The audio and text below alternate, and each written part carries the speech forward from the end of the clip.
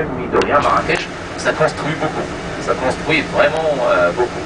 Mais ce qui est à la mode, c'est que les gens, ils achètent le terrain. Ils achètent pas les maisons, donc préfabriquées, tout ça. Ils achètent le terrain, et après ils vont chez un architecte, ils ont le plan, et après, donc ils vont donc chercher, ils vont négocier avec soit une entreprise, soit ce qu'on appelle nous un tâcheron. Le tâcheron. Donc, et souvent, c'est les tâcherons qui ont une équipe. Et c'est eux qui vont s'occuper pour les grosses œuvres. Ils finissent les grosses œuvres et après tu peux regarder donc séparément celui qui va te faire le carrelage, celui qui va te faire la peinture, celui qui va te faire le plâtre. Et après donc le menuisier pour un peu les fenêtres, tout ça. Et après donc chez nous, les maisons, vous allez remarquer, ils sont rarement finis. Parce que parfois faute d'argent, tu fais le rez-de-chaussée et tu attends que tu termines un peu donc le reste. Et tous les Marocains qui travaillent en France, on a quand même à peu près 1 200 000, ils ont fait la même chose pour avoir donc des maisons ici au Maroc. Pour comme ça, une fois la retraite, ils reviendront donc vivre dans la ville.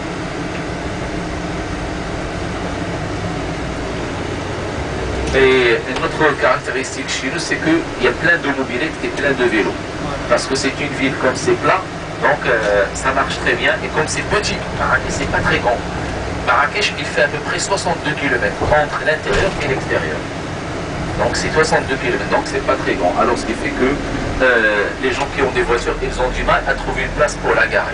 Surtout maintenant avec les parcs-mètres et tout ça, donc la majorité garde leur lien avec la mobilette ou le vélo, mais c'est plus pratique. Marrakech, c'est vraiment. Et surtout, la mobilette, elle est indispensable quand on habite la vieille ville. Et vous allez voir tout à l'heure, quand on va quitter le bus, on va marcher un petit chouïa, vous allez voir que donc c'est très important d'avoir une mobilette qu'une voiture. Et là, regardez les marchands ambulants qui s'installent là. Ils n'ont pas le droit, mais le week-end, les autorités ferment les yeux parce qu'ils savent que ce n'est pas des commerçants, c'est des gens qui veulent se débarrasser, qui veulent changer les meubles de leur maison. Alors donc, ils ne restent pas toute la vie ici. Et c'est juste, donc, on peut remarquer donc, du bus, des matelas, des sofas, des anciens ordinateurs, donc des outils, une parabole même là-bas, à côté de l'aspirateur. Donc il y a un peu de tout. C'est la brocante au la bif. Les bifins viennent souvent vendre aussi leurs objets qu'ils trouvent, et les ramènent. Donc, et là, regardez les remparts, s'il vous plaît. Ça, c'est le mur des remparts. Le mur du rempart, ça date du XIe siècle et c'est été construit par les hommes bleus. C'est comme ça qu'ils se sont protégés. Donc, et maintenant, de l'autre côté du mur, on a à peu près 900 000 habitants. 900 000 habitants. Le Maroc, il est en train donc de... Et là, c'est les gens qui travaillent dans le bâtiment, qui travaillent pour le mur, et qui s'installent là provisoirement. Donc, et après, donc, on rase et on change donc de lieu.